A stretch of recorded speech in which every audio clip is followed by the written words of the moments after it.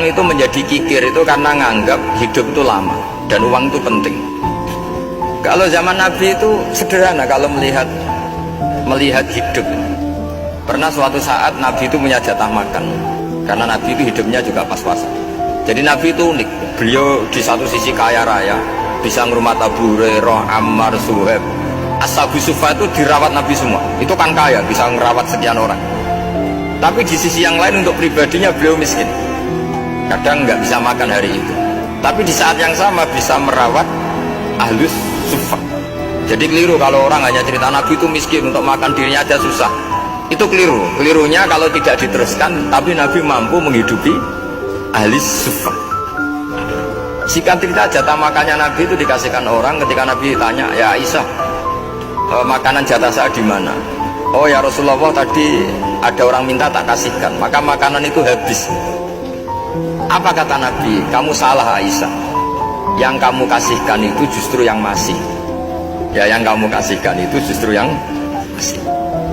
Sehingga Nabi menganggap, makanya Nabi terus ngendikan, ya kalau mukhatabnya lelaki ya kira-kira begini.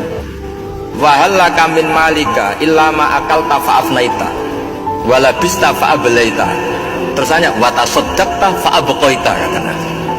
Harta kamu ya kamu makan kemudian ke WC jadi kotoran, atau punya pakaian mewah nanti rusak. Watasaddaqta fa'abqaita, ada yang kamu sedekahkan yaitu yang abadi sampai akhir. Sehingga banyak pengusaha yang mencintai saya setelah tak ajari hadis itu, misalnya punya uang 1 miliar karena dia spekulan atau pedagang rawan bangkrut, disedekahkan ke masjid 50 juta, yaitu yang abadi. Jadi kalau suatu saat bangkrut dia masih punya uang 50 juta di akhirat. Jadi Nabi itu mengajari sedekah itu apa? Ya sedekah itu pengabadian uang. Kalau kita kan enggak, bilang sedekah itu nguras. Itu pikirannya setan dan pikirannya orang Islam. Itu cara berpikir setan, bukan cara berpikir umat apa.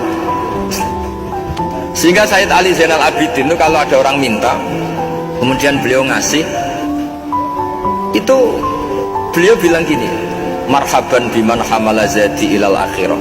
Matur nuwun nggih jenengan sembeto sangu kula nada. Jadi dianggap teller saja. Orang yang minta uang beliau itu dianggap tukang nyatet bank, karena sudah ditabungkan, ya sudah. Kalau kita kan enggak, wah pengemis tuh ganggu gini-gini.